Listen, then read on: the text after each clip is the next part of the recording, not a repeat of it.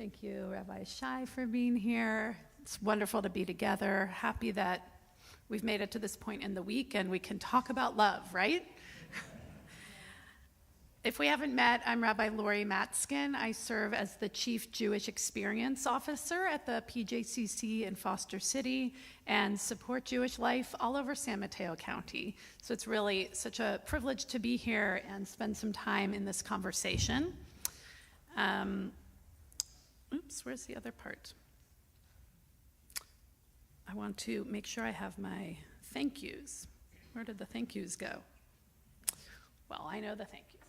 So thank you to Kate Lauser for opening your home at PTBE to us, and Kim Beauchamp for also helping set up. And it's just a treat to be in partnership with PTBE. And really, there's actually no better sanctuary, I think, in our county to have this conversation. This is just such a loving space. There are a lot of beautiful spaces, but this really felt right. So thank you for accepting the opportunity.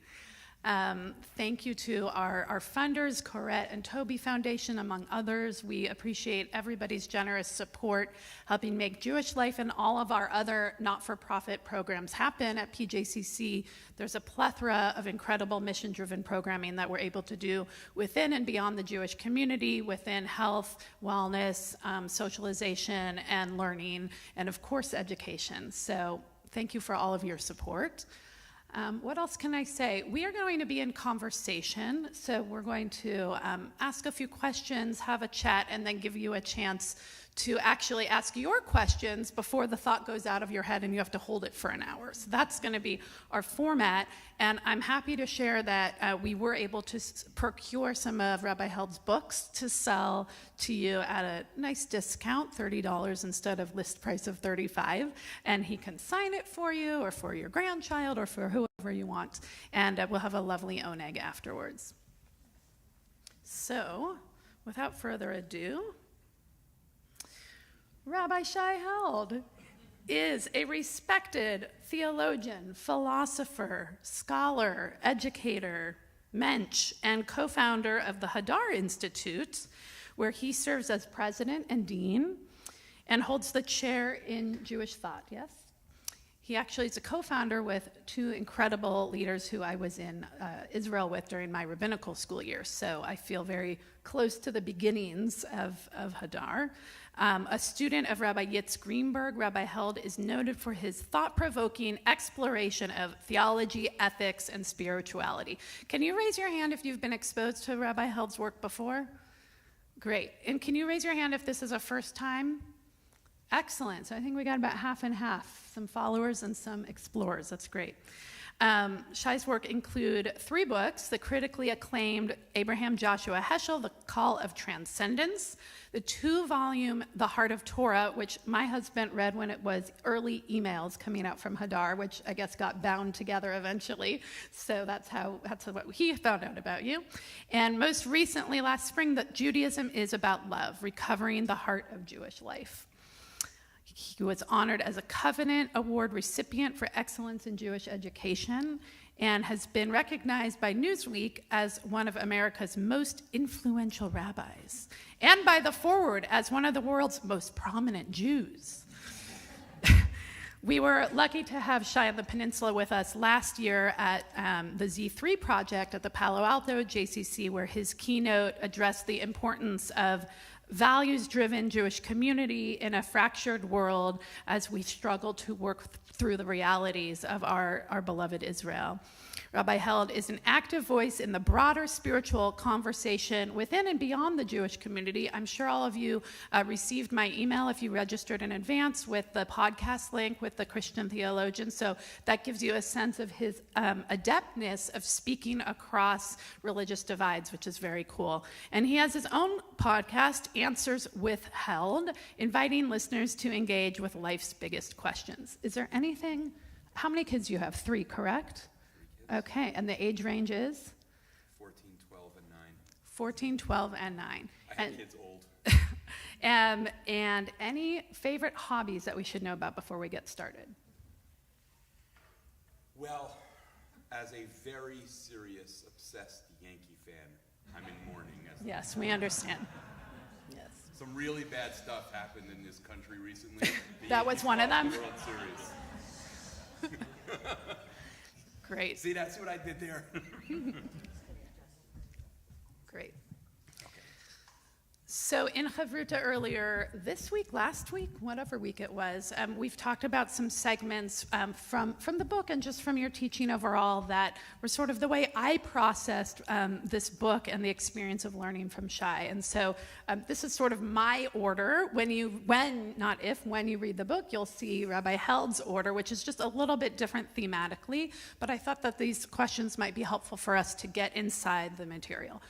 So tell us, Shai, about your early years, your formative experiences, who you are personally, and what led you to this project, which was a 7-year project. Thank you. First of all, thank you, Lori. Thank you, everyone, for being here. Can you hear me?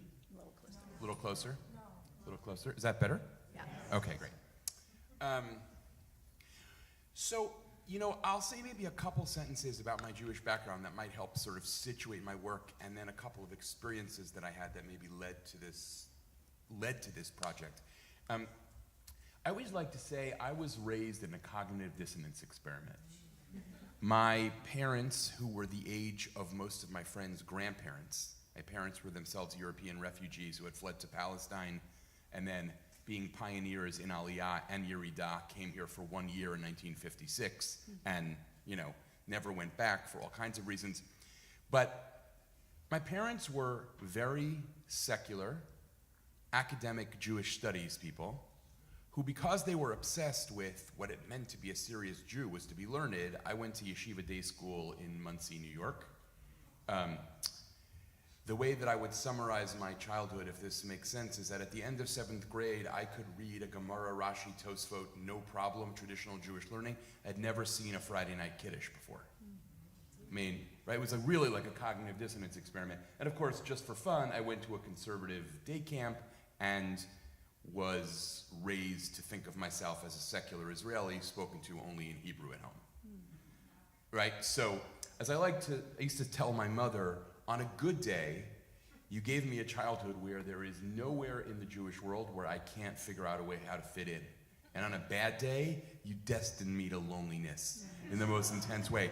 Now, I share this because, when I look back on my life, it's sort of not surprising that I ended up involved in building both synagogues and learning institutions that don't easily fit any denominational boxes and, in fact, refuse them. Like, in a funny way, the sort of bizarre, pieced together background that I had enabled me to be free of some of the conventional assumptions. I have a great respect for how much denominations mean to many people, but they just never meant anything to me, really. It just was not part of how I had been taught to put my world together. And it led me, I think, to feel much freer to sort of do my own thing, build an institution that was like, this part of Orthodoxy is amazing, and this part of the Reform movement is amazing, so why don't we combine them, right? And that's been just like a very freeing experience, and a lonely one. I mean, really, and a lonely one. You pay a price when you raise your kids to not fit in exactly. I had experiences as a child. I'll just sort of dive into oversharing for a minute. I had experiences as a child that I would say both negatively and positively set the course for, I guess, what I would describe sort of somewhat pretentiously as my theological project. Meaning, when you're trying to offer an interpretation of a tradition, I think it's important to be conscious both about what you are resisting or reacting to, but also what you are trying to hold up as a lodestar, as a kind of, a guiding light. So I had an experience when I was 13 years old that all these years later, I realize a lot of my life's work was about making sure no one else would have this experience. So my father died very suddenly one day when I was 12 years old. And, it's amazing what we do, what we did, and probably still to some significant extent do to boys, right? I don't remember anyone saying this to me exactly, but I can remember thinking, this is, more than 4 decades ago, I can remember thinking, I am going to conduct myself in such a way that people are going to say, oh, you would think nothing happened to him. I mean, imagine, right, how contorted our conception of what it means to be a boy is, right? That was how I thought about it. And so I went to school through my 8th grade, a year of Avelut, of mourning for my father, and I said nothing to anyone about what I was going through.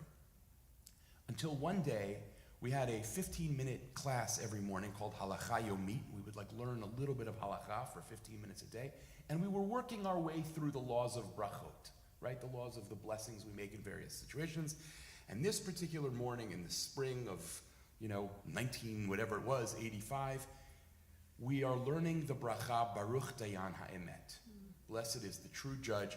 And our teacher explains, this is the blessing you say when something tragic happens and you hear about it. And little Shai Held finally breaks down, raises his hand, right, and says, so what happens when you hear something that's so bad that you can't say it? Now think for a minute about what you would say if you were that 8th grade teacher, right? What would you say to that child? Here's what my teacher said. For a true believer, that is not a question. And I can remember to this moment, right now, 4 decades later, the experience of feeling like I wish I were a floor tile, right? Like I want to, the shame, the humiliation, all of it, right? And it took less than a day before I felt like, okay, if that's what this is about, I want no part of this, right? If that's what it means to live a life that is somehow about Torah, count me out. I will say, decades later, when I look back on that moment, my teacher who did that was at that time also saying Kaddish for his father. And clearly, it pressed some kind of button of vulnerability for him. And I say that not to exonerate him. What he said was obviously totally inexcusable. But, when we started the Hadar Institute and we were about to launch our first summer program, I said to the founding faculty, a group of 5 of us sitting around the table, I was like, listen, here's the thing. We are going to build a Beit Midrash in which no human experience is ever driven out of the room because of our fear or our anxiety. We can't ever do that. Undoubtedly, we'll fail, and we might do that, but the commitment has to be that in a true place of Torah, when someone brings their story into the room, your first commitment is to listen. Right? That's the first piece. And I actually think that on some level, that ended up being the seed of my whole developing a kind of theology of the Jewish tradition as a spirituality and theology of love, which involves listening and gentleness and being present in other people's pain, which for the sages of the Talmud is the highest spiritual level a person can achieve in this lifetime. I mean, what my teacher should have said to my question is actually not so complicated, which is, wow, I'm so sorry, right? That's the only acceptable response, actually, right? Someone brings you their pain and you don't allow your theological or psychological or other needs to essentially bulldoze them. That was the negative piece. The positive piece was that something extraordinary happened in my life that I still don't even really understand, which is, so it's not just that my father died, it was that my father died and left me alone with a mother who was not emotionally equipped to have any human relationships, let alone to parent a child. So from the time I was 12, I was essentially on my own, and not only was I forced to raise myself, I was forced to raise myself while fending off a constant torrent of sort of abuse and, kind of all-around craziness. And I had no language for any of this. I could not have said that to you then. I could have said, my mother's a little volatile, but I didn't have the language for this.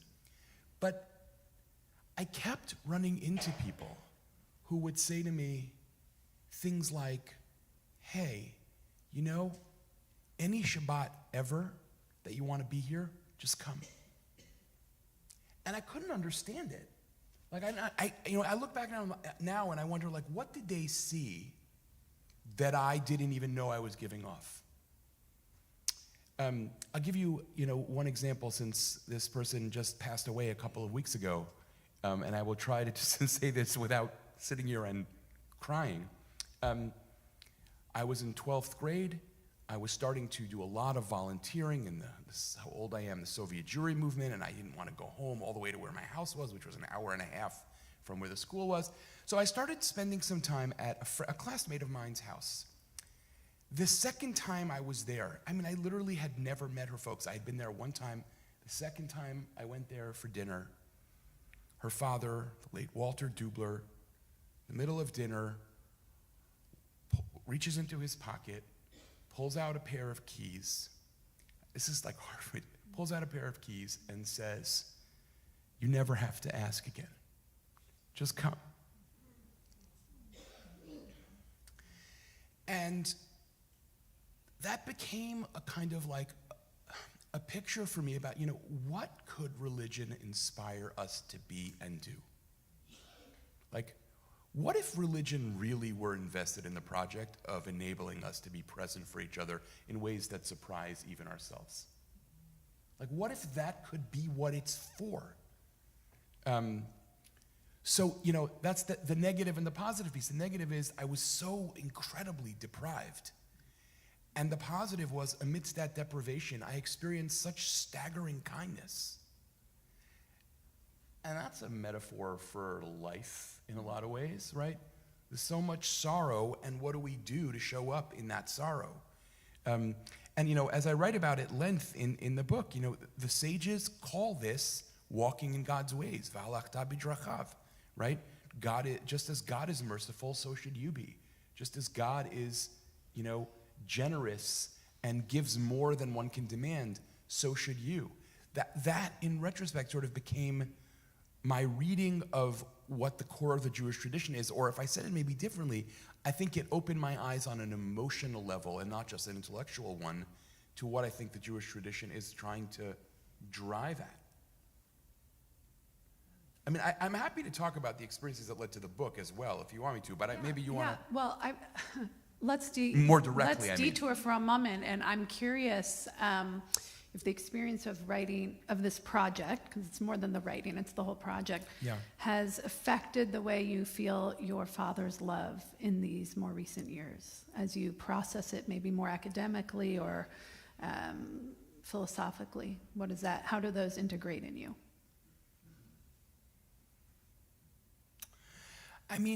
It's interesting because my father was a sort of renowned academic biblical scholar who was really an academic all the way down, right?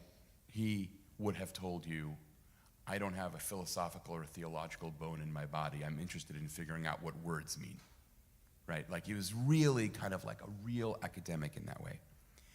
And yet, not yet, but also some of the most powerful images of my childhood, my father was so obsessed with figuring out what biblical texts meant on his terms that he could sit at a desk. It's not even a hyperbole. He could sit at a desk for 14 hours if he got swept up in something he was trying to figure out. It was complete and utter mad love.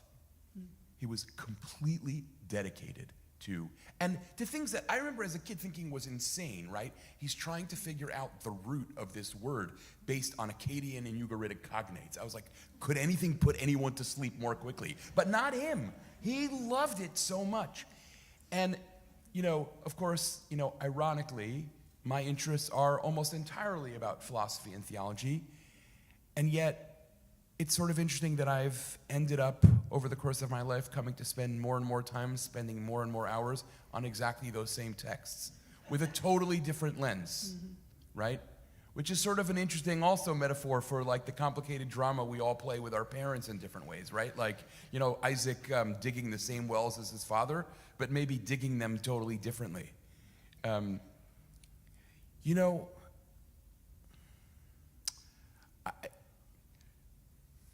I say to my wife sometimes that one of the things I've noticed being on the road for 6 months to God knows where I haven't been, is that the more tired I get, the more completely raw these events become, because I have just no filter anymore. So I will say something. We're lucky that it's Sunday night. We're getting the raw stuff. I will say something that I have never said out loud before. Y'all ready?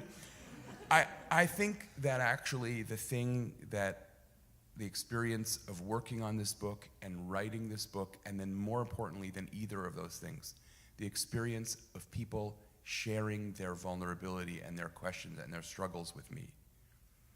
The experience that I've had is an intuition of the depths of God's love in a way that I've never really experienced before.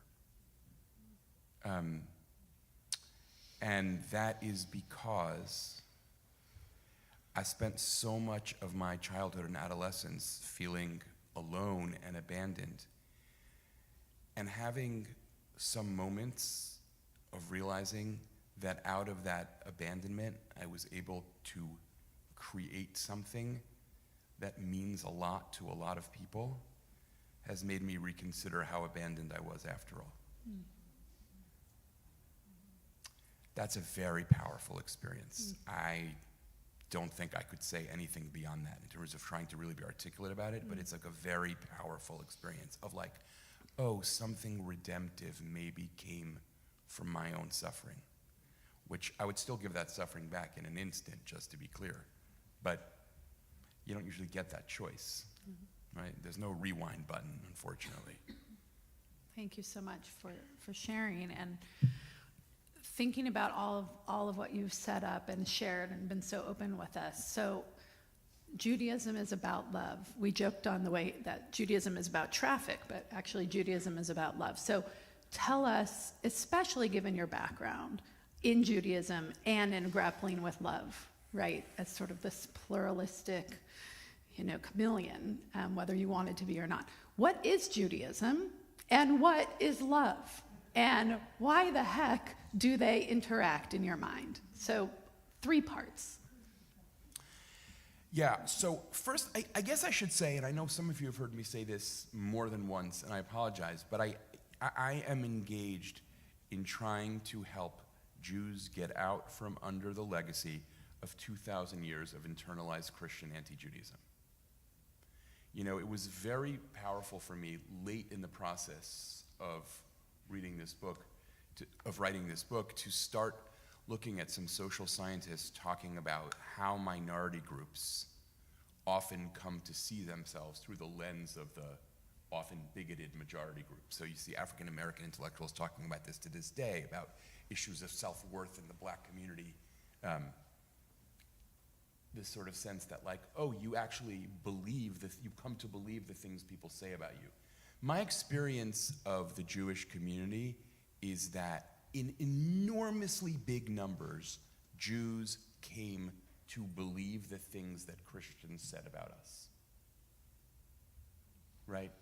Jews believe, American Jews, I'll say this in the most provocative way I can. This is really the filterless version that I haven't said before. American Jews, for the most part, accept Christianity's idea that Judaism is inferior. It's just they think that's what they're stuck with. Now you might say, what are you talking about? I would never think that. And yet, if I started to talk about what lies at the very heart of the Jewish tradition, many people say, what do you mean those are Christian ideas? Right? So the story with which I begin the book that I know, I've talked about a lot, is I'm speaking to a group of fifth-year rabbinical students at the Jewish Theological Seminary of America, right, the conservative movement's flagship seminary, right? And I say, innocently, in passing, in the context of a different discussion, Judaism is the story of a God who loves us and beckons us to love God back. And one of the students says, sneeringly, much more sneeringly than I report in the book, I'm sorry, but that just sounds like Christianity to me. And I can remember now, decades later, the feeling of like sinking, that feeling when you actually physically feel like your heart is sinking, thinking to myself, how do you think that? And I said to him, it's so funny that you say that, because I was thinking of the twice-a-day Jewish liturgy. We say, Ahava Rabbah Ahavtanu, with vast love have you loved us, and then an instant later we say, we recite Deuteronomy chapter 6, Ve'ahavta Hashem Elohecha, you should love the Lord your God. In other words, a God who loves us and beckons us to love God back. That is the structure of Kriyat Shema. That's the structure of the Shema. And yet you, fifth-year rabbinical student at JTS, advanced Talmud track, hear this and say, that's Christianity. How can that be? That's what internalized prejudice looks like. So Jews end up believing that the very core ideas in their tradition belong to someone else. And this is what I call, the subtitle of the book, Recovering the Heart of Jewish Life. And I mean heart in both senses of the word. Heart as in the core of the Jewish tradition, and heart as in the human heart. So that's sort of, piece number one is like, Judaism is something other, the opening sentence of the book that a lot of people have sort of given me a bit of a hard time with, it was intended as a provocation. The opening sentence of the book is, Judaism is not what you think it is. And my more kind of like shtachy readers are like, who's the you and what do they think it is, right? But I know what a lot of Jews think it is, which is Judaism is like a culture. It's a religion that's like, if it's about something, it's about justice, or it's about law, it's about some other thing that you think Christianity is not, right? And I'm trying to sort of begin with the provocation that says, hey, the very heart of the Jewish tradition. The sages of the Talmud say, Torah tchila tag milur chasadim, emtzai tag milur chasadim, v'sofag milur chasadim. The beginning of Torah is loving kindness, the middle of the Torah of loving kindness, the end of Torah is loving kindness. That's another way of saying that Judaism is about love. I didn't make that up, right? That's what the canonical sources are about. And I'm trying to create some space for Jews to re-embrace Judaism out from under the Christian gaze. And I should also say, for whatever it's worth, I'm also working very hard in my life to try and invite Christians to give up that gaze, right? The Christians who invite me to speak in their seminaries or go on their podcasts are obviously a self-selecting crowd, right? I mean, that is obviously true. But that has been one of the great blessings of my life. The last 6 months has just been to be sitting with Christian theologians and pastors who will say things like, I know that what I was taught in seminary about Judaism is obsolete at best and offensive at worst, and that I have to say something else, but I don't know what that something is. And to sort of be able to say, okay, we'll try this on for a minute. And by the way, there's something I think spiritually very profound there, which I've tried in a gentle but forceful way to say in some Christian settings. Religious traditions tend to have a hard time believing that the things that are most precious to them, other people have too. Christianity's great struggle has always been that, right? The idea that divine love is unique to Christianity, right? So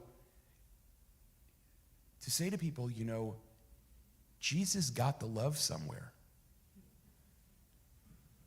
When he's asked what the great commandment is, he quotes Vayikra and Devarim. Right? That's surely significant in some way.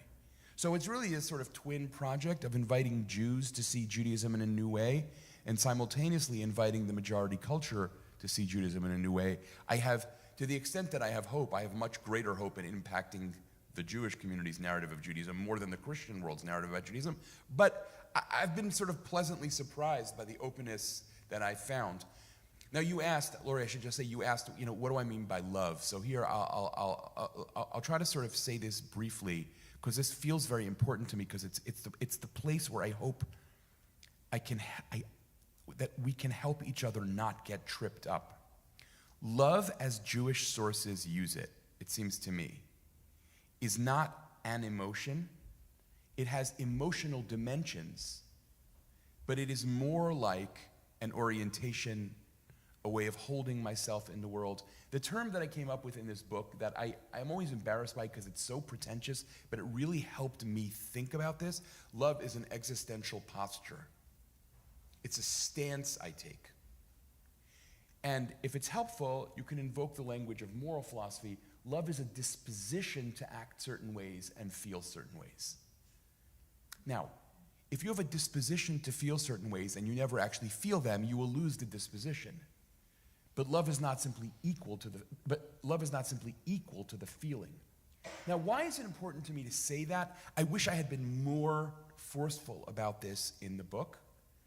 It's important, I think, because you cannot build a spiritual life on a feeling because feelings come and go. Try meditating for 45 seconds, right? Or to give you a almost comically like a self-parody, if you've ever had the experience of waking up in the morning and feeling like, I am so grateful to be alive, life is beautiful. 4 minutes later, you're making breakfast for your kids and they're, being kind of awful to each other and you're like, I hate this whole damn thing called life. And you're like, how did that happen? It was 4 minutes ago that I was like saying Modeh Ani with so much kavanah, and now I hate everyone I know, including my own family, right? You can't build a spiritual life on a feeling. That's just not plausible. What you can build a spiritual life on, what I think you need to build a spiritual life on, is an orientation. Right? Is an orientation. Now, and here's why it's so fundamental. If you tell people that the spiritual life is built on a feeling of love, then you invite one of two very bad things to happen. Either A, people begin to lie to themselves about what they're feeling, and then you actually facilitate them having huge shadow selves. The example is that I always give is, if you've ever been to you've ever met they're often men, they're very spiritual, you know what I mean? They love you, they call you brother, right?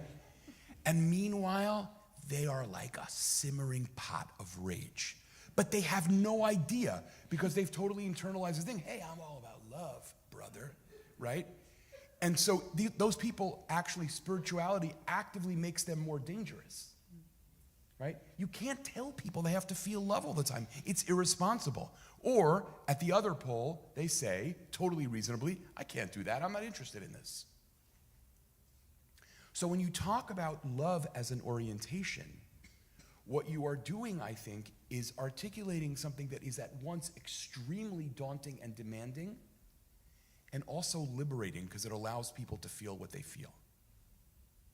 It allows people to feel what they feel because it's possible that what I feel right now is sad and disappointed, and I'm still oriented around love. That one more example of this that I'll give, and then I'll stop, that I think some people find more readily accessible is gratitude, right? Many years ago, I like to say this is the day when my colleagues first began to ask a question they have asked many times since, which is, why does this guy earn a salary, right? I decided I was going to prepare a class on gratitude in rabbinic sources, and in order to do that, this is sort of just how I go about this kind of stuff, I ordered to the library every self-help title I could find that had been published about gratitude in the last 25 years.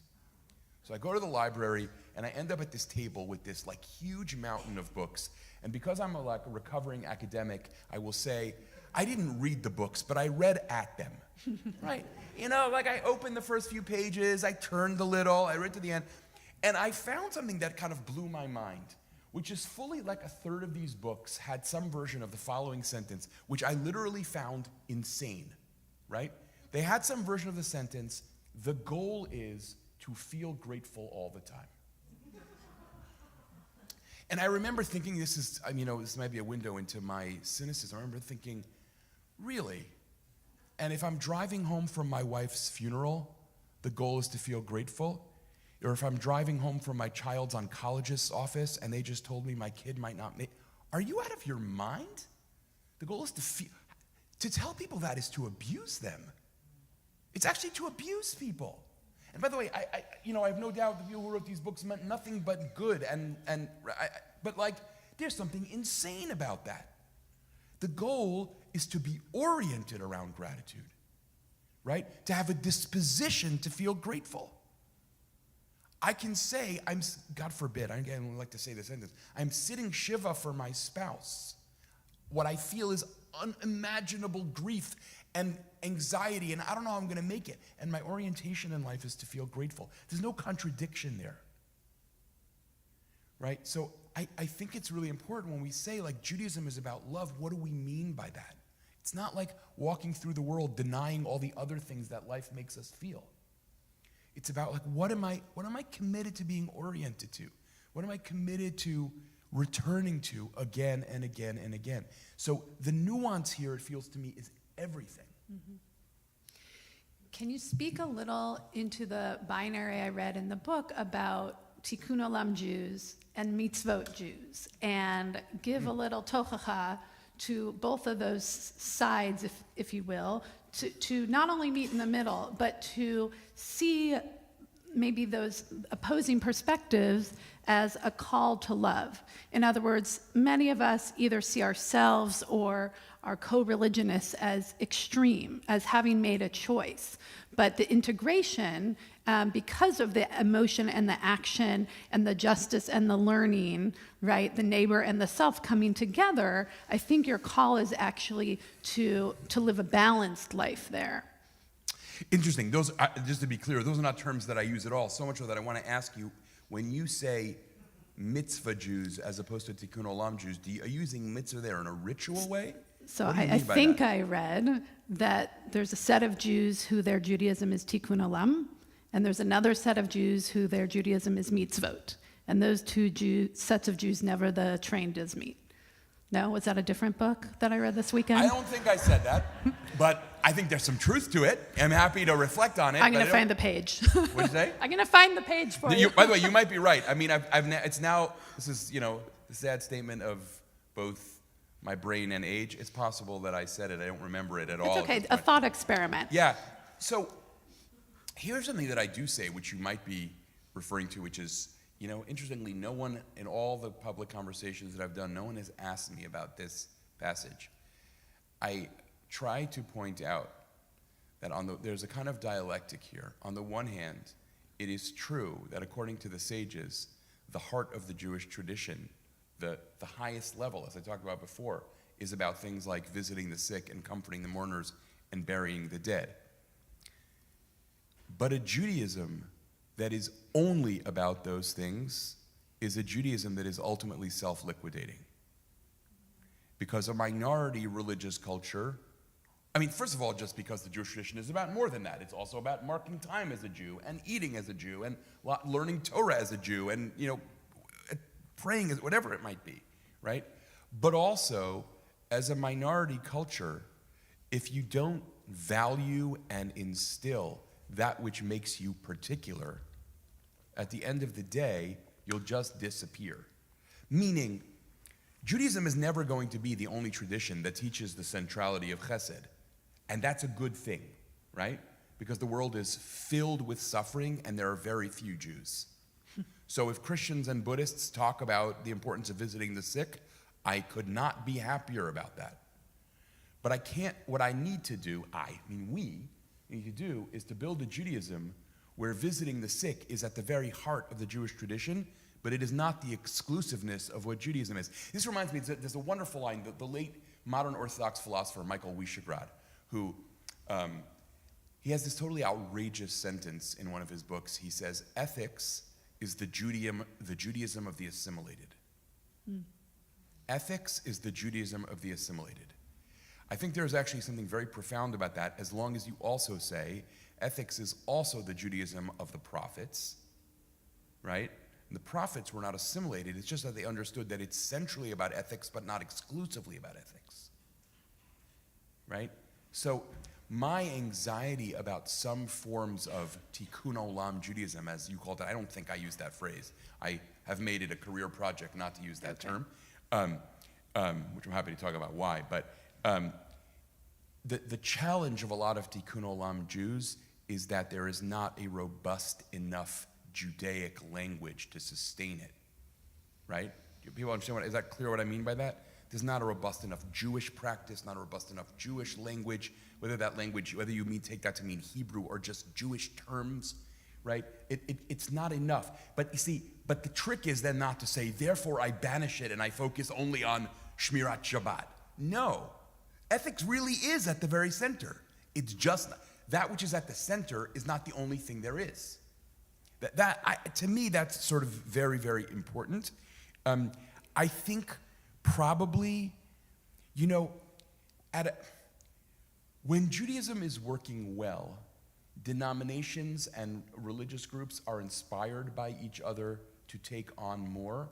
When Judaism is working poorly, denominations look at what other people do and decide that those things are less important. Like, I think the obsessive focus on ethics among certain liberal religious groups has made certain traditional religious groups make ethics in some ways less central. I think that's very problematic. And conversely, right, the incredible, let me just put it honestly, almost bigotry a lot of liberal Jews have towards Orthodox Jews has made liberal Jews almost dismissive of the idea that oh no, I should figure out what I mean by God and being commanded also. Right? There's a lot of I think deeply unconstructive, dare I say, non-loving postures we hold towards one another. One of the things I notice in the Jewish community that is not just unique to the Jews, obviously, it's just human nature, right, is the tendency to hear critique as directed towards the people I already don't like. You know this joke, my favorite Jewish joke ever. I think this is actually really profound. A rabbi gets up on Yom Kippur, and he finally finds the courage to give the sermon he's wanted to give his whole life. He gets up there, and he lambasts the people for 45 minutes. You are immoral, you are corrupt, you are thieves, you are on the side of the powerful as opposed to the poor. You make me ill. All of you are morally disgraceful. And to his shock, at the end of services, the entire community lines up to congratulate him for the sermon. What's happening, right? And then every single one of them says the same thing to him. Yasher Koach, Rabbi, you really told them. That is such a profound joke. That is just, right? And I've seen it. I see it all the time. I see it, I visit an Orthodox shul and someone will get up and say some horrible thing about those fake Jews in the Reform movement. And then I'll get up and I had this happen in one of the early days of Hadar. Right? I was giving a public lecture. A woman gets up and says, I have something to say about the Orthodox. First of all, I have to say, anytime you hear a liberal Jew or a liberal rabbi say the Orthodox, you should interrupt them. Who is that? Who is that besides a bogeyman you've just constructed? Who is that? Right? And so I said to her, I sort of regret that I said it in this way, but I said to her, I'm going to just stop you right there and say, when your suburban Reform synagogue does Bikur Cholim like Satmar, you can get up in this space and bash ultra-Orthodox Jews. Until then, bash yourself. Because that's actually spiritually constructive. I mean, think about this country, right? We can spend all of our time talking about how awful everyone else is. But what are about the moments when I actually try to figure out, how can my community grow? Right? That's what I would like to invite us to do. Now, I'll tell you something that literally changed my life. Who knows? Maybe I'll be lucky and it'll change yours. This is literally true. And this has enabled me to feel much more compassionate as a rabbi. I really mean this. It sounds like I'm gonna tell a joke, and it's actually a true story. And it really has enabled me to feel much more patient with the people that I work with. Shortly after I got married, a very dear friend of mine who's a very, very devout Catholic Bible scholar came to spend Shabbat with my wife and me. This is in the days we were building Kilat Hadar in New York City, and he's very, very into Judaism, and he's very excited to go to shul. We go to shul on Shabbat morning, and he loves it. Unlike everyone else in the room, he's like, this could go on longer. I'm happy to be here, right? And we're walking home from shul, and this is what he says to me. I kid you not. He says to me, Shai, I'm really jealous of Jews. And kind of by accident, I say, why? And he says the following thing.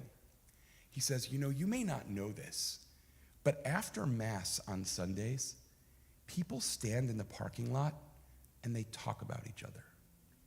They talk about who's sleeping with who, and they talk about which businesses have fallen apart. And it's just so much gossip. And then he says, I swear to you, he says to me, but Jews are so nice to each other. And I turned to my wife and I was like, do you understand what just happened? It's not us, it's humans.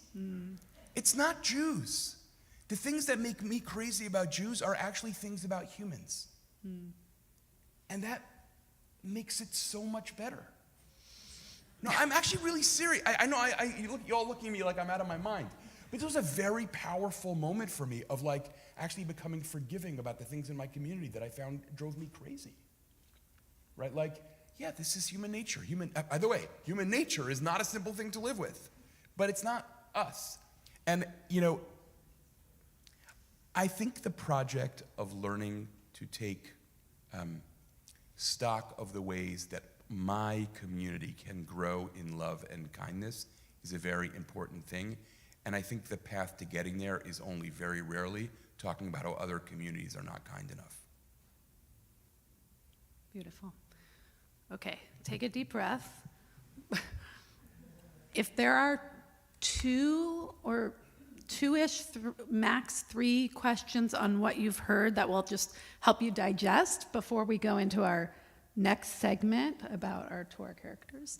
This is a great time. And because we're recording, Aviv, hop on up to the front so that you can be in the microphone.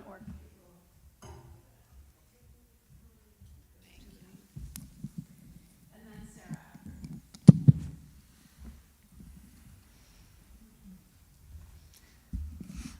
What a treat. Thank you. Help me understand the orientation and the bro who seems like he's oriented towards love but is feeling anger and frustration. Because it sounds like they're the same, but I know there's a difference that I didn't quite catch. Thank you for that question. Yeah, so I think the difference is that you can't really be oriented around love unless you are truly open to the depth of experience around you, including your own.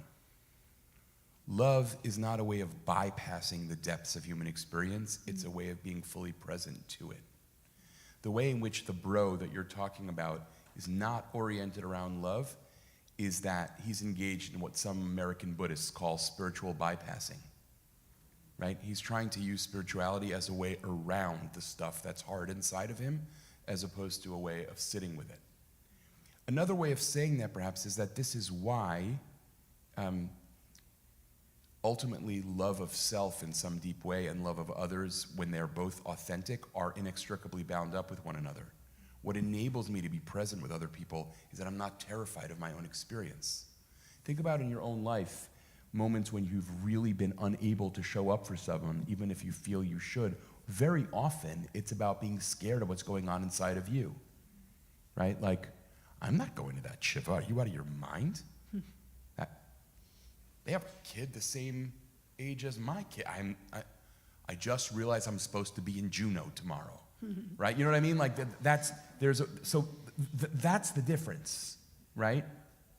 I think it's a very deep difference, actually, and the work is very, very hard. I mean, one of the things that I talk about with people all the time is if you want to really fulfill the mitzvah of walking in God's ways, if you want to be present, one of the central tasks of your spiritual life is to get to know your own fears and to actually be able to sit with them.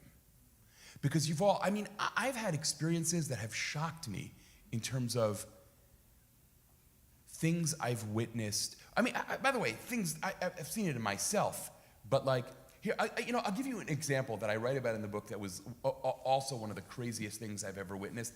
A friend of mine lost his brother tragically. This is one of those completely insane stories that makes you terrified to be a human being, right? He was incredibly athletic, was involved in physical education for a living, 37 years old. He's on a treadmill in a gym in Manhattan. He has a massive coronary and dies, and they have to carry him out of this gym. He's dead at 37, okay?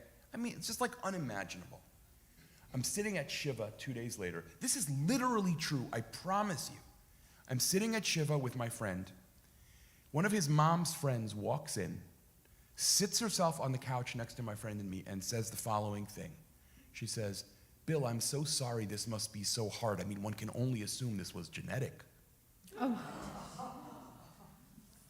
And, it was one of those moments where if you ever had the experience where someone says something and you begin to feel the room rotating and you're like, did that really just happen, or am I having some kind of episode, right? Right?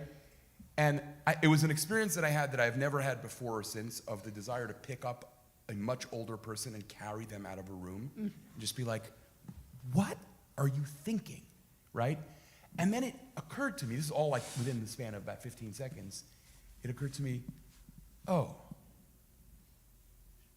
she has kids this age, and she's scared out of her mind, and she can't hold her own fear. So she ends up doing the opposite of being present. She actually comes in and is actively damaging. By the way, it also was a moment of revelation for me about this is why halakha says when you show up at a shiva home, shut up, right? I think that's actually I think part of that is because people are afraid. And when they're afraid, they say dumb things. That's an example of it. I'm suggesting that bro would not have necessarily known how to deal with being scared out of his mind, because he hadn't done the work of actually being compassionate towards his own fear. Does that help? Mm-hmm. And as we bring the mic to Sarah, I'll just maybe ask you to say a little about Ve'ahavta l'reacha kamocha, which you speak about a lot in different angles, but just to put those words to what you're saying about the empathy, the courage of knowing yourself and being compassionate to yourself as a step towards being courageous and being present. Well, so I'll take your question as an opportunity to hold something related up to the light for a second. Mm-hmm. There is a passage in a 20th century Musar book, it's like literally a sentence, that I found really arresting because I'd never seen any Jewish commentators say it before. The book of Exodus, of course, famously says, you should love the stranger, for you know what it feels like to be a stranger. Atem yidatem et nefesh hager. You know what it's like to be an outsider, a stranger. Therefore, right, you should love the stranger. And Rabbi Eliyahu Lopian, known in Haredi circles as Reb Elia, great Musar teacher in the 20th century, he says, you know the feelings of the stranger? That's not a description, that's a commandment. Mm-hmm. That's not a fact, that's a project. Mm. You know what it was like to be vulnerable and scared? Yeah, it takes work to know that about yourself. That's very, to me, that was like very resonant, very profound, right? Like, you have to, like, what are the things that make it, I don't know, like, I'll tell you an example of my own life where I feel like I did this very badly. I spent years, when we built Hadar, I created a program where anyone who studied at Hadar for more than a week automatically became an Alzheimer's volunteer. And the reason for this was twofold. First of all, I had a conversation with the chaplain at the Jewish home in our neighborhood who told me something that I remember feeling completely shocked by. He said, more than 50% of the residents have no one who comes to visit. Because either everyone they're connected to has died, or their kids just reach a point where it's like not being recognized is just too crushing. So nobody visits them. So being sort of young and brash, I said, we just started a program where there are kids who have to do what we tell them to. What if I tell them they have to come? And then it sort of occurred to me, oh, wait a minute. There's nothing in the world more scary to many people than an Alzheimer's unit. Maybe I could take them there and then have them spend time after each visit talking about what scared them about it. Maybe that will teach them about how to be, not that everyone needs to grow up and be an Alzheimer's volunteer, but everyone needs to grow up and be present with other people, right? Mm-hmm. So maybe if I can give them an opportunity to learn to trust themselves and their teachers enough to talk about what scares them, maybe they can be better at being present. That's that. Now, when I say that I wasn't very good at it, is like, I would often find excuses to talk about their fears and to thereby escape my own. Exactly. The spiritual bypassing of saying, I have no time to grow, I'm helping others grow, right? It's like, it was very hard. And I still struggle with this. I still, I remember the physical sensation of crossing the threshold of that home and feeling like I'm scared out of my mind. I don't totally want to understand why. Mm-hmm. Thank you. The progress I made is that I'm willing to be honest about that with myself. The progress I didn't fully make is I don't know that I ever fully got there. I made myself go anyway, which is not nothing, but it's not the highest ideal. Sarah? Okay, so while you were talking, I thought so much about language and ger as stranger or foreigner and love as ahava or chesed, but really my question is not that. But I got to hold the microphone for so long. No, my question is, and you really sort of glossed over it, but it stuck with me. You said that the Christian clergy you've connected with are kind of rejecting what they were taught in seminary. So what is it that they're taught, and what do you think perhaps they should be taught instead? And then kind of the inverse of that is, to the JTS student who sees the kind of love you described and the dynamic with God as very Christian, like what would you suggest Jewish seminary students are taught perhaps instead or in addition to? Nice. Thank you. Yeah, I mean, if you ask what they're taught, I think that there's a lot of different dimensions to it. One is that often they are taught New Testament passages that are anti-Judaic without the guidance for how to work through those passages in a modern way. And so whether or not the seminaries intend that, they still end up internalizing these narratives about who the Pharisees are, right? You see it all the time, the use of the word Pharisee as a term for hypocrite in all kinds of Christian settings, liberal, conservative. Just recently, a book came across my desk by an evangelical attacking other evangelicals with the title Evangelical Pharisees. And I didn't do it because I didn't really think it would be particularly helpful, but I wanted to write my letter saying, I just want to invite you to consider, even though this is not your topic, how profoundly anti-Semitic this title is. Like, profoundly. And how much damage you actually do to real human beings whose spiritual lives are based on inheriting the Pharisees, that is us, right? When you talk like that. So I think there are subtle versions, like New Testament classes. And then there's just, the way that this is talked about in Christianity is the question of supersession, right? Does Christianity's arrival in the world mean that Judaism is obsolete? And the struggle among a lot of Christian theologians these days is to find a way to reaffirm the eternal validity of God's covenant with the Jewish people, separate from Jesus. That has been a very difficult struggle. It requires radically revising core doctrines of Christian theology. It's very hard work, and it happens in very small and not linear increments, in my experience.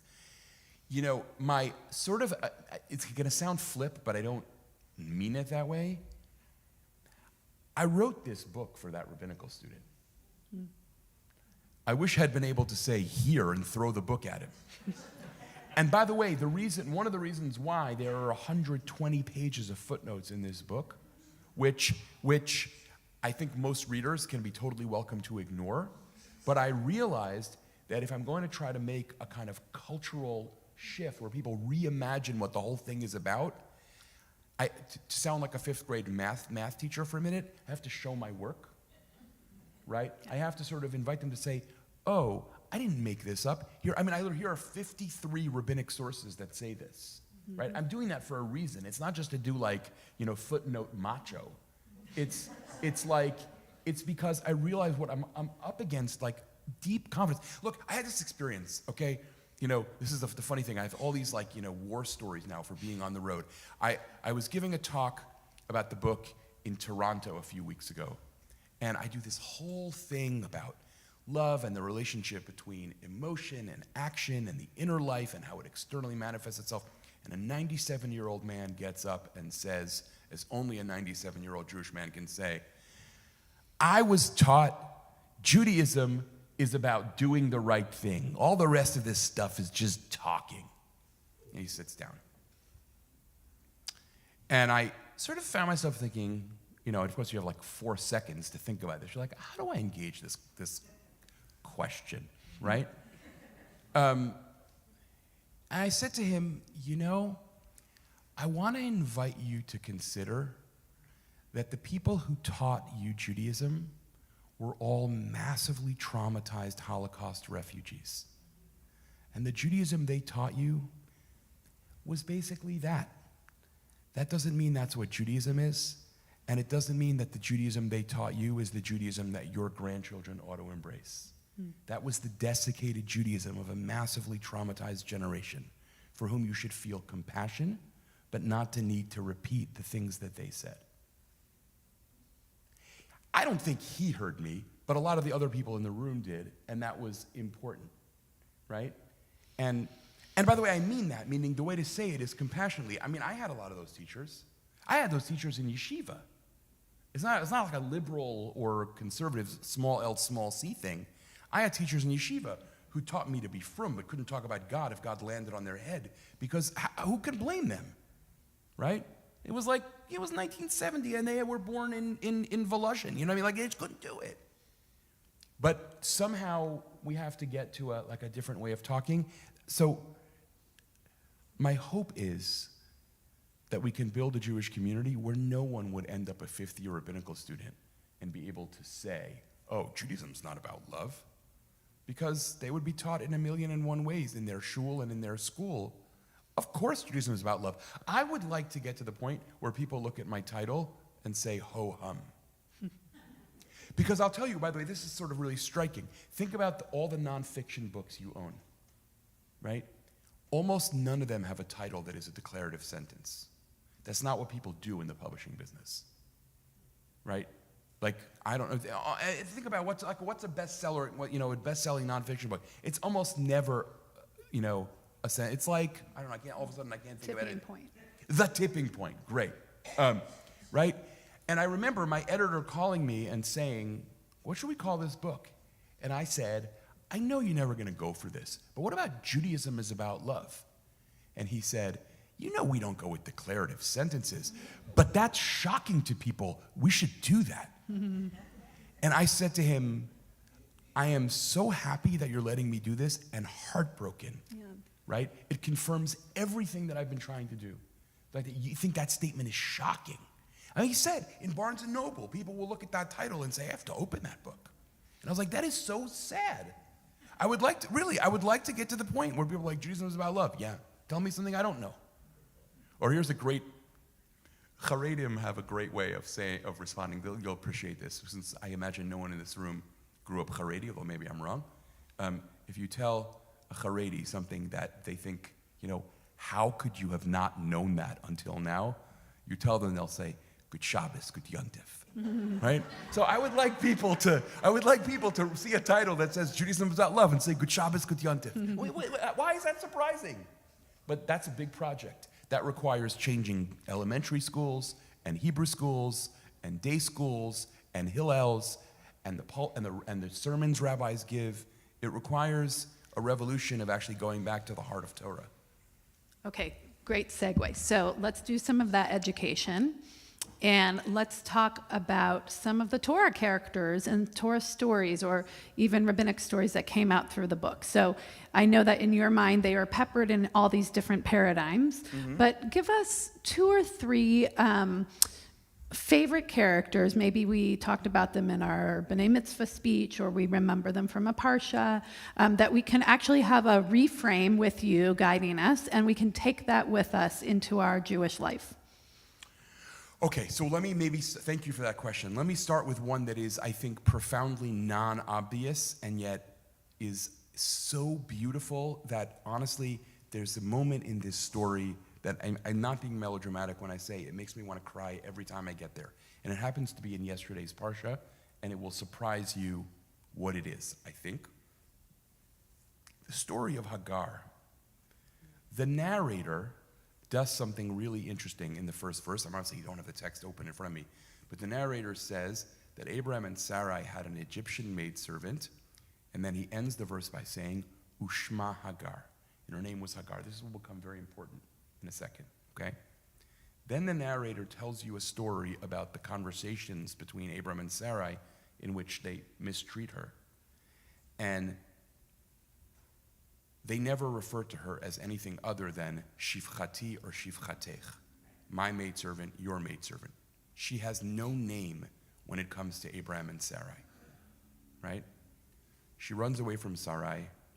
The angel, this is the moment where, honest to God, it makes me want to cry every time. She runs away, she meets an angel in the desert, and the first thing the angel says, the first word is Hagar. The narrator said, Ushma Hagar. Abraham and Sarai never name her. Angel shows up, first thing he does is name her. And at the end of that story, Hagar becomes the only character in all of Tanakh who gives God a name. And the name she gives him is Ata El Roi. You are the God who sees me. Or, depending on your reading of the biblical Hebrew there, you are the God of vision. Same idea, right? This is an astonishing kind of theological thing. By the way, we're not even going to the fact that the Torah makes a decision to make this paradigmatic story of a vulnerable person seen by God, an Egyptian slave of Israelite masters. Put that in your proverbial pipe and smoke it for a minute, right? Right?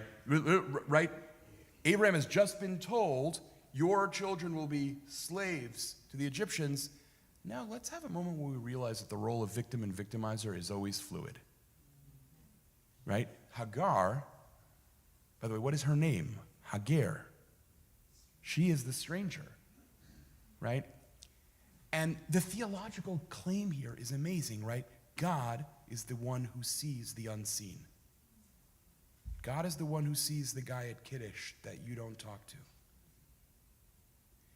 And this runs so deeply in Jewish sources in ways that honestly I feel like kind of overwhelmed by at times.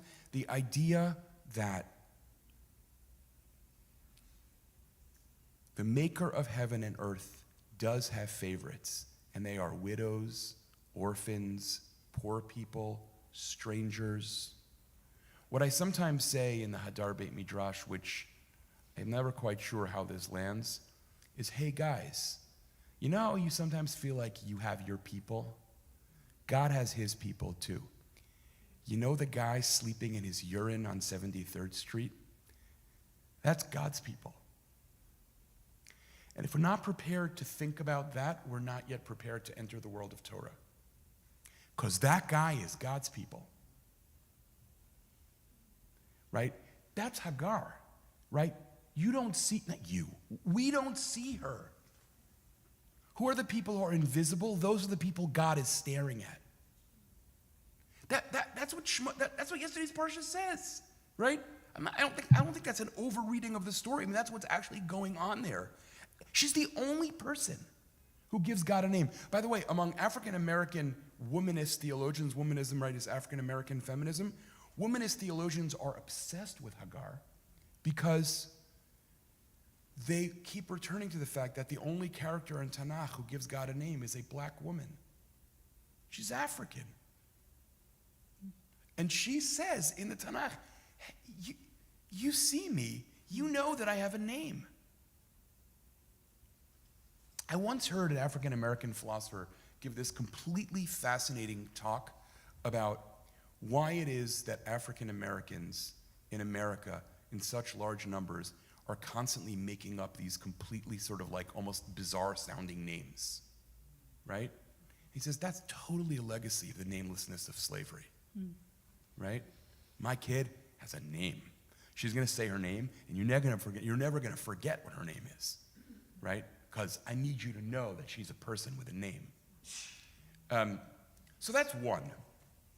And let's just note that that's also our Rosh Hashanah Torah reading to really drive the point home to orient our year.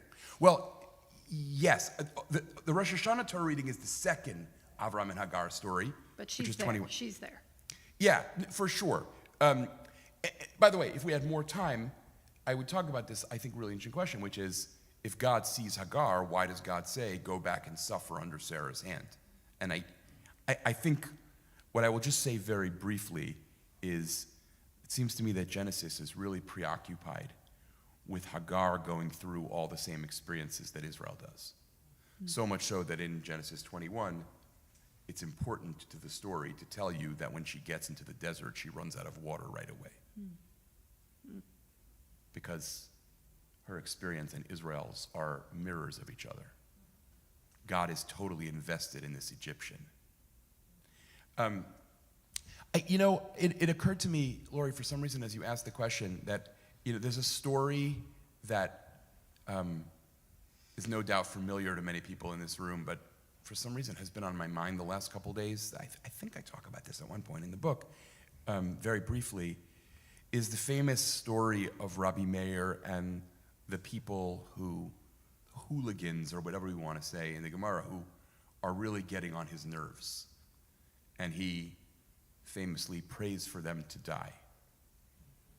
And his wife, Bruria, and I think it's really interesting that the rabbis attribute this teaching to a woman, this particular teaching to a woman. Bruria, I'm now going to reframe this somewhat colloquially, he says, "What's wrong with you? Why are you praying for them to die? Why don't you pray for them to change?"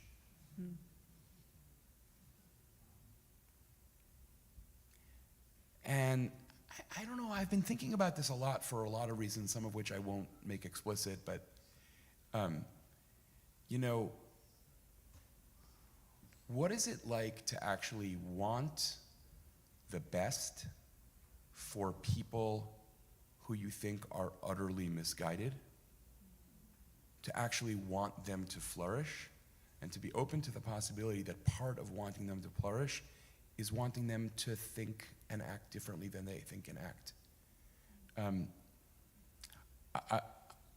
I will share that I one of the most amazing things, the thing that has been, when this book came out and I set out on my peripatetic journey that I've been on, I was sort of very nervous that no one was going to want to talk about anything real because everyone in the Jewish community is in too much pain. Mm-hmm. And what I've experienced, obviously self-selecting who shows up to an event to talk about this book, but still, what I've experienced is the opposite. Like, the things people have been willing to say, both during events and especially after, they are so humbling and so moving and so just like enlivening. So here's the hardest question anyone has ever asked me. I finished a dialogue about this book in which we talked about, at one point, sort of wanting people who have hurt us to flourish.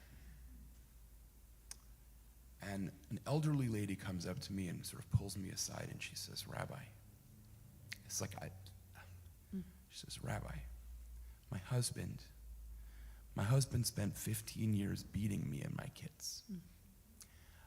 I would like to know what the Torah thinks my attitude towards him should be." So just take in the enormity of someone trusting you with that question, right? And opening themselves in that way. So the first thing I said to her, not surprisingly, which felt like the only appropriate response, is, "Oh my God, I'm so unimaginably sorry. No one deserves to live with that for one day, let alone for 15 years. I'm so sorry." The second thing I said to her was, I really don't know if I'm right, and I very much hesitate to share this with you, but since you are asking me in this open-hearted way, I'll tell you what comes to my mind. Do you think that maybe you could get to a point where for 1 minute you could close your eyes and pray that before your husband dies, he recognizes the enormity of what he did and does tshuva? Do you think maybe you could access that? And she says, "I don't know." It's I never really thought about that before, but that would be love. And I was like, "Are you kidding? Someone who treated you like that, and you are praying for the healing of their soul? What could be more loving than that?" She was like, "I think I can think about that." And I was like, and I said, if I'm leading you astray, I'm really sorry. I'm not totally sure that I'm right about this, but I'm just putting that on for size. Loving someone doesn't necessarily mean wanting to hang out with them. It doesn't mean, I don't think loving someone necessarily even means liking them. But wanting them to flourish, and in this case, the only way he can truly flourish is to do tshuva. So I feel like maybe Bruria is teaching Rabbi Meir that lesson. You know, you don't have to pray that God act on your most raging feelings. You can pray that maybe God helps people actually take responsibility for what they've done. You could even pray, lahavdil, for God to help you take responsibility for what you've done and are still in denial about. That would be an intense Yom Kippur, right? Really. God, for all the things that I am still steadfastly committed to denying that I've done, open my heart. That is a prayer, by the way. That's not just davening, that's praying. And my allusion there is to an experience I had as a college student. This is sort of hilarious. This is the humiliation that I endured. I was a freshman in college, just back from a year in yeshiva, so I thought I was like the most righteous person ever. I mean, the degree to which I was self-impressed was just amazing. And Rabbi Ira Eisenstein, one of the leaders of the Reconstruction movement, came to the Hillel where I was in school. He was 92 years old or something at the time. And he's sitting around the table with a few of us. This is really a terrible story. And he turns to us and he says, "How often do you guys pray?" And cocky, arrogant Shai Held says to the Reconstructionist rabbi, 3 times a day. And Eisenstein looks at me and he says, "Young man, I don't recall asking you how often you daven."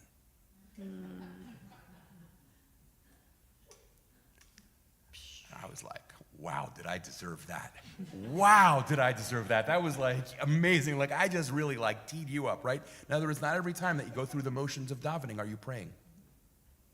And, you know, I think there's certain moments that maybe we achieve a prayer, one moment in our life where we like open our heart to the point of saying, you know, show me how I've hurt people and can't see it, right? Show me how I've let down the people who need me most. Show me how I've taken advantage of people who are already vulnerable. Show me truths about my economic choices. I mean, show me all kinds of things that we don't want to think about. So I would call that cheshbon nefesh, right? Taking some accounting of the soul. Yeah, for and sure. I'm for my last question before we open it, I'm gonna say what's not popular to say out loud, but we're all thinking. What do you think of this year? So frame us your experience of going through the year since October 7th, the year of the elections, this week of this attack in Amsterdam, all the little and big things since then. How is Judaism about love working or not working as a container for your living through all of this? Thanks. I love lighthearted questions. Those are great. We have to do it. We have to do it. No, okay. Yes, start with a joke. No, I'm not starting with a joke. I don't have any jokes about this. Let me sort of use this to back up in a way to your question about what do Christians think about Jews, and right? So, you know, there's a kind of truism in our culture. I think it's a kind of truism that Christianity teaches us to love our enemies, but Judaism teaches us, and then there's various blanks you can fill in, but they're meant to be contrasts to that, right? Because Judaism clearly doesn't teach that. And the hardest chapter for me to write in the book by a lot was a chapter on whether or not there's a mitzvah to love your enemies in Judaism. And I wanted to share with you briefly like sort of how I went about it, because it was something that like, it was a very powerful experience for me. I realized that while almost every Christian ethicist in the world would say that at the heart of Jesus' teaching is the idea that you should love your enemies, when you then get to the question of what does that look like, there is an enormous diversity of opinion and often fierce debate. I mean, just to give one example, what are the political implications, if any, of loving your enemies? Is that an argument for pacifism? Or on the contrary, is pacifism irresponsible? I mean, there's a million versions of this. So kind of just because as a way of studying, I started keeping a list of what are the different things that I've seen Christian writers say Jesus meant by love your enemies, right? And I go a list of like 17 items I come up with, something like that. And I have this moment when I look at this list and I realize almost every item on this list is also either in the Bible or in rabbinic literature. not described as loving your enemies necessarily, but here's an example, right? Very common interpretation of loving your enemies is don't retaliate when someone hurts you. 3 times a day, Jews end the Amidah traditionally by praying, V'lemakalelai nafshi tidom. And to those who curse me, may my soul remain equanimous, quiet, right? And the rabbis of the Talmud say that most elevated are hane'elavim ve'enan olvim. Hashomim cherpatam ve'enam mishivim, right? Those who are insulted, olvim is rabbinic Hebrew. In modern Hebrew, it'd say ma'alivim. But those who are insulted but don't insult in return. Those who hear themselves disgraced and say nothing. By the way, I posted that rabbinic text on Facebook recently, and a colleague of mine, a very respected conservative rabbi, commented on this, which only makes my point too Jesus-y for me, which I found infuriating, right? I was like, why are you insistently doing this? Listen to your own sources, right? Now, that's an example. Or the refusal of schadenfreude, right? Not delighting in other people's downfall. You have this all over the book of Proverbs. You have this, right? So I found this really interesting thing that all these things that were understood to be what love your enemies is are also in the Jewish tradition. So I found myself thinking like, okay, well, what is the relationship between Judaism and Christianity on this point? And this is where it got sort of dicey for me. It seems to me that colloquially, we use the term enemy to mean a lot of different things. Enemy can be, there's a guy at work. I kind of can't stand him. He's not very nice to me. We're basically enemies. There's the I was in business with my cousin, and honestly, the way she ran the books, I kind of think she's sort of a thief, and we haven't spoken in a long time. And then there's Saddam Hussein, right? And it strikes me as sort of odd and interesting that we use the same word. And my point is, it isn't clear to me that what we would say about categories 1 and 2, we would say about category 3. This is one of the places where I think rabbinic teaching and Christianity are different, in that Christians would all say, they might not live up to it, but right, that's fine. We all fail to live up to our teachings. But Christians would all say, yeah, I'm supposed to love Saddam Hussein too. I don't think Jewish sources tend to think that. However, I do think that with categories 1 and 2, the basic rabbinic teaching is love your enemies. Want them to flourish. When they're in crisis, help them. Right? I've always found it really interesting, and I know I'm stepping on obviously very sensitive and difficult stuff for a lot of people. The rabbis have several occasions, if I'm not mistaken, at least I can think of one off the top of my head, in the Midrash, where they specifically talk about special responsibilities we have to our ex-spouses. And I sometimes have wondered whether it's because that's precisely often the person I feel like I want to have the least responsibility for. And it's a push. It's a kind of right? No, and I get, there are all kinds of situations where that's not appropriate, but right? So here's a good example of a dichotomy between Judaism and Christianity turns out to be much more complicated and nuanced and subtle. So, do I think that Jewish sources require me to love, senior members of Hamas? No, I do not. Do I think that Jewish sources require me to love a couple people in the Jewish world who I wish didn't work in the Jewish world at all? Yes. Including people who in my own life who I have felt burnt by or disappointed by. It's not such an easy thing, by the way, as you all know.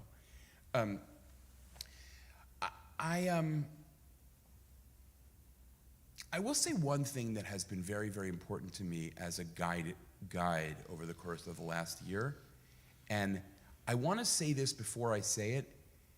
I think that in a healthier time, what I'm about to say, no one would think, oh, that's a political statement. Because I don't actually think of it as, it should not be a political statement at all. It should just be kind of an elemental moral and spiritual commitment. I think that to take the Jewish theology of Tselem Elohim seriously is to refuse under all circumstances to dehumanize people that we are fighting with. And I want to say that that's for two reasons that cut in opposite directions. You define B'Tselem Elohim real quick. Right? The idea that human beings are created in the image of God means that we're never allowed to talk about them as less than human, let alone to treat them as less than human. And that is for two reasons. Number one, when we allow ourselves to dehumanize people, we give ourselves license to become just like the thing we hated in the first place. Right? This is why, in Jewish traditional terms, I think the sages of the Talmud were so anxious about the mandate in the Bible to wipe out Amalek. I think this is what drove them crazy. We hate Amalek because they attack the women and children, and then the mitzvah is to kill their grandchildren. Wait a minute. But what makes them evil is that they're attacking innocent people, but the mandate taken literally requires us to attack innocent people, which is why the rabbis said about neutralizing that commandment so that it couldn't be applied in a concrete way in the world, because it made them anxious. Like, the dehumanization actually ends up enabling me to act in horrible ways. And then, on the other side of the dialectic, which it always amuses me when I hear people talk in dehumanizing ways about other people. When you dehumanize people, paradoxically, you exonerate them from the failings that they're guilty of. I've had this conversation with many friends. I had this conversation with many friends in October, especially Israeli friends. You cannot say that Hamas are animals, because if you do, you have totally removed them from the moral calculus through which you judge them in the first place. Right? When you dehumanize someone, you basically let them off the hook. Why would you want to do that? Right? A terrorist is a human being who is behaving in horrific ways, not an animal. By the way, animals don't do that. Which I think is also important for human beings to get, right? The notion that someone is acting like a beast. Oh, really, beasts don't build gas chambers, right? They're acting, unfortunately, like a human, and therefore we have to confront the sheer range of what it can mean to be a human. That's much harder. Much harder. Again, like, I don't see that as a particularly political statement in the sense that it doesn't answer any of the questions about Israeli military policy or American policy towards it. It doesn't answer any of those questions. It sets the terms under which the conversations ideally ought to happen, which I'll be honest and say, the strength and limit of what I do as a thinker is that I am not really primarily focused on the in the weeds of particular ethical questions. I'm focused on the larger ethos in which the Jewish conversation happens. I can tell you a really bizarre experience that I had many years ago. I was giving a lecture about rabbinic sources on being created in the image of God, and a gentleman comes up to me afterwards, and you've been doing this as long as I've been doing this. You have some really bizarre encounters. Guy comes up to me and he says, "This is lovely, but it doesn't tell me who gets the kidney."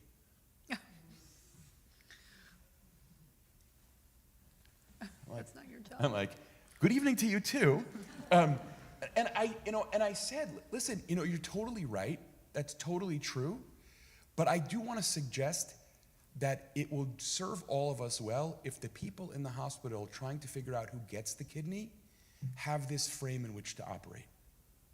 I'm not doing halakha here. And by halakha here, I mean like the concrete solving of a concrete question. I'm doing agadah. I'm doing narrative. But the narrative is the place in which the law takes place, or the law doesn't know what's animating it, or what ought to be animating it. So you're right, guilty as charged. That's not what I'm doing. The funny thing is that you would expect that that's what I was doing, right? And the premise of the question is, or of the criticism is just so odd, which is like, we should immediately go to the concrete without thinking about what are our animating values, right? And so when I talk about, not dehumanizing people, to me, that's an animating value.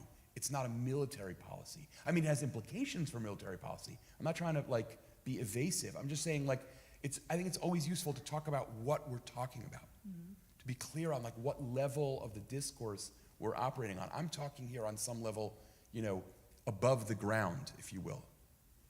And yes, the questions on the ground are even harder. For sure, that's true. For sure, that's true.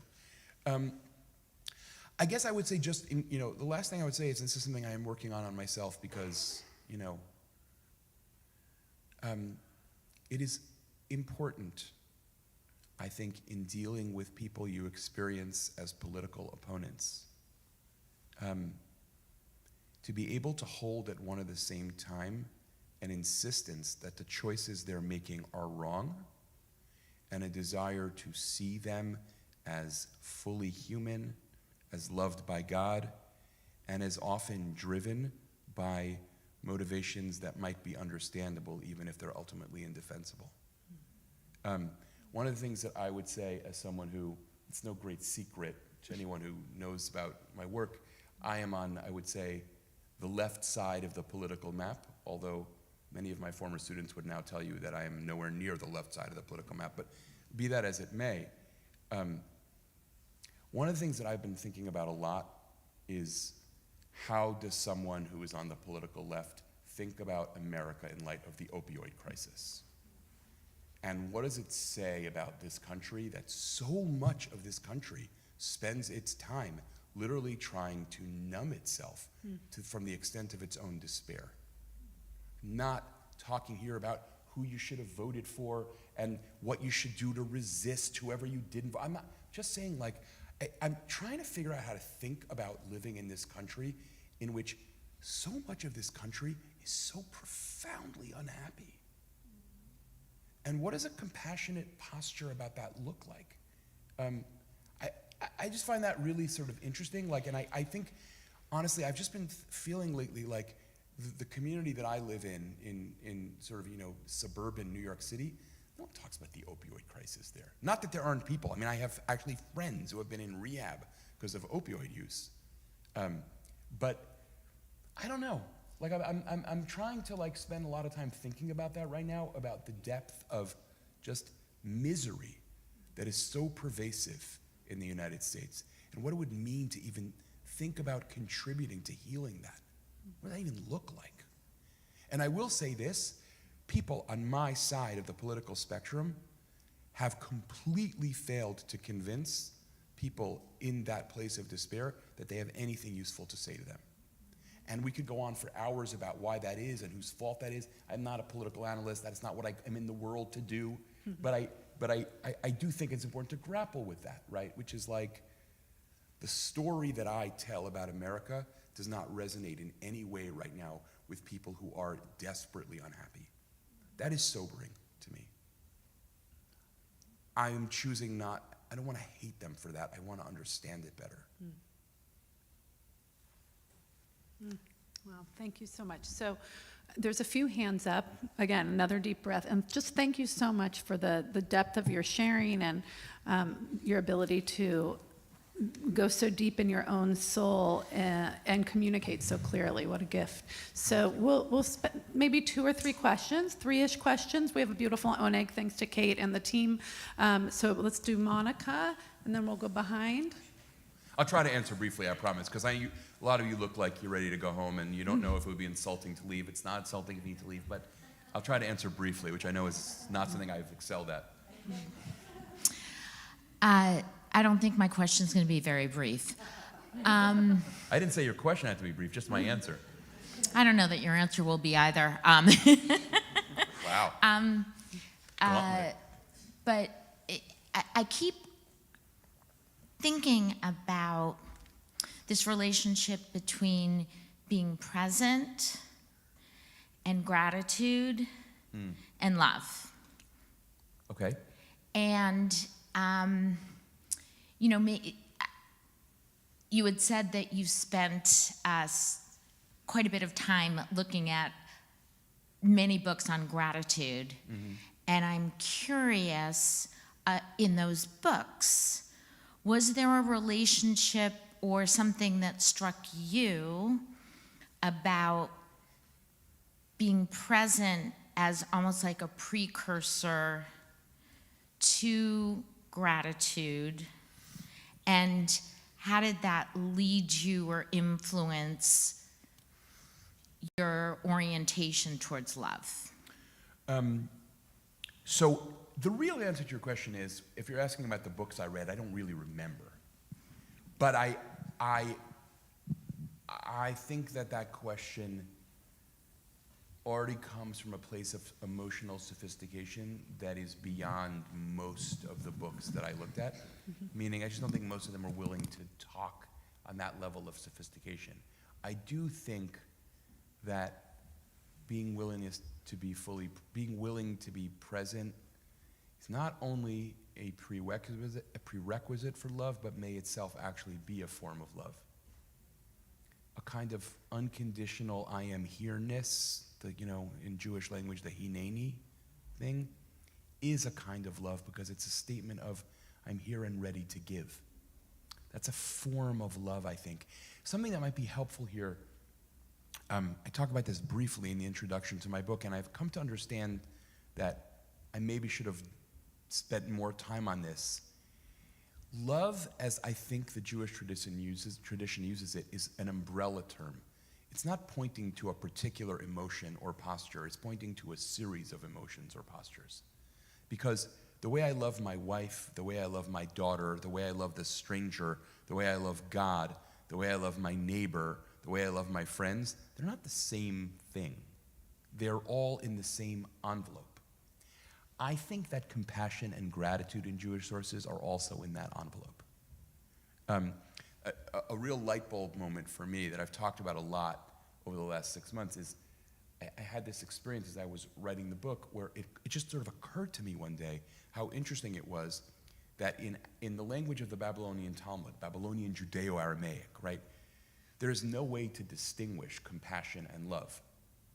The root that means love in Aramaic is resh chet mem, rachama, which in Hebrew means mercy or compassion. And this is true, by the way, in a whole bunch of Semitic languages. You can't distinguish mercy from love. And I had this moment where I was like, oh, that's really interesting. This really is an umbrella or an envelope. There's a Christian ethicist named Bob Roberts who it's a great name, by the way. Why would you name your child Robert Roberts? But, whatever. He's a wonderful, wonderful philosopher, really had an enormous influence on my own thinking. And he talks about, in one of his essays, how gratitude is a love posture, right? It's just oriented towards seeing other people, recognizing them, appreciating, acknowledging our inextricably being bound with them. That's the best I can do right now. Thanks. It was short-ish, right? Yeah. This is sort of a conception of a question. Basically, Concept of a plan. Yeah, go ahead. I've heard you say that, people who've lived through the Holocaust have a desiccated view of Judaism and therefore don't give love the centrality that it deserves, or people who misunderstand it in some way. Do you think there are Jewish sources, Talmudic, rabbinic sources, that in any way limit or take away from the centrality of love? And I'm particularly thinking this is the conceptual part of the thing rather than the clear question, but I'm sure you'll recognize the story. I can't quite pull it up. There's a story in the Talmud, I believe, of 4 rabbis who are going through a forest, and one of them, who may be a Jesus figure, loses his mind, and he's someone who believes in love. And sort of the idea, as it was taught to me, is that we humans aren't really capable of mediating unadulterated love. So anyway, that's the sense of my question. Yeah, thank you. That's actually a very profound question, I think.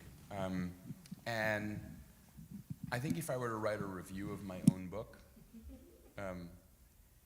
one of the things that I would say that I did not do a sufficient job of is talking about situations where love might not be the most appropriate response. So let me just back up for a second and say, when I say Judaism is about love, first of all, that I should just say something that should be obvious but isn't always obvious. That's intended as a provocation, not a comprehensive theology of Judaism. Right? In other words, Judaism is about love, but it's also about a lot of other things. And one of the things I did try to do in the book, and I have to say, I did it so subtly that no one realizes that I did it, which means that I failed at doing it, is I tried at different points in the book to weave in discussions of the relationship between love and those other things that people tend to think Judaism is about. So for example, I'll have people say to me, Judaism is not about love, Judaism is about law. And one of the things that I try to point out is, the very formulation of that question is Christian. Judaism is not about law as opposed to love. Judaism is about law because that's a manifestation of love. Ahava rabbah havtanu, Torah mitzvot limadetanu. Right? You loved us vastly, you gave us commandments. Right? So, one of the things that I talk about, I am going somewhere here, one of the things that I talk about there is a relationship between love and justice, which are often imagined to be in tension with each other and can be. Right? The rabbis express that, I think, with the image of a God who can't quite decide which throne to sit on Yom Kippur.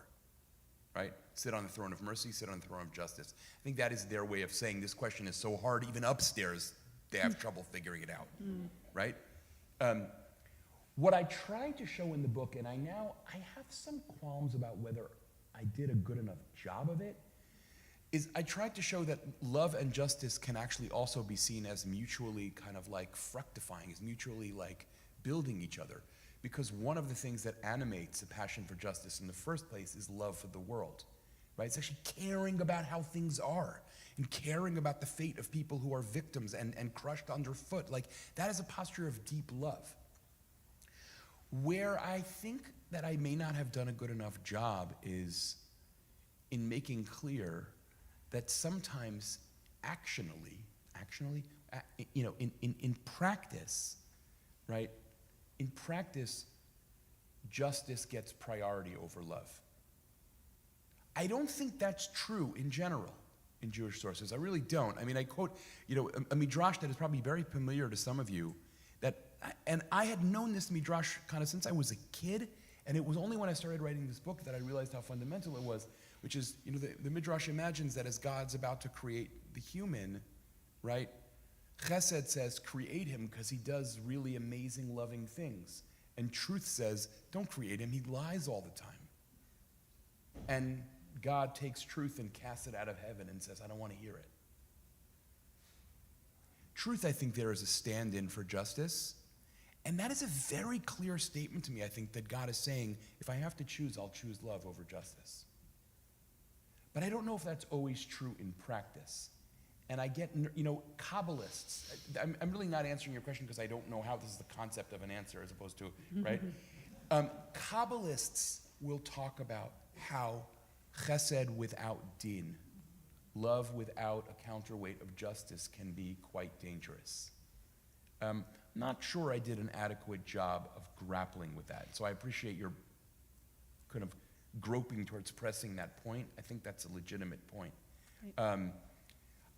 I don't want to back down from I do think love is prior to justice in Jewish sources. But I'm not sure. It goes back to that issue about halacha versus agadah. I think that is the agadah, that is the overarching narrative. But practically, there may be situations where it's irresponsible to think so. I'll tell you, by the way, here's an example of what you might quote, and then I'll stop. There's a source that I have trouble quoting, honestly, because Meir Kahane quoted this all the time. But it is a rabbinic source, right? Meir Kahane loved to quote this rabbinic statement. I'll quote it in Hebrew and then translate. Kol hamirachem al ha'achzari, sofo mitachzer al harachaman. Anyone who shows mercy to the cruel ends up being cruel to the merciful. You can imagine how Kahane quoted that, right, as a way of legitimating every violent and horrible thing he wanted to do to people. But there is an impulse there that is nevertheless, just because someone horrible quotes something doesn't mean you get to dismiss the quote, right? If that were the case, the Bible would have to be tossed out, right? Right? So I do find myself thinking more, I should have thought this through more carefully earlier. What is that really trying to teach me in thinking about love? I think that's the question you're asking, and I'm validating as opposed to answering. Wonderful. So it's late, and I'm going to invite everybody first. Again, thank you to PTBE, and we're going to have a few sweets before bed. I again invite you to purchase the book, and Shai can sign it. I also want to remind everybody that in A week from Thursday is our next PJCC speaker, Avi Malamed, for our Israel Forum. Many of you heard him last year, both in our 4-part Zoom series and in person. So some of these ideas I think we'll bring with us into Avi's presentation. Thank you, Shai, so much. This is so beautiful, and we are so inspired. Thank you, everybody. Thank you all very much. Yasher Koach. Thank you, Lori. Yasher Koach. You're excused into the oneg.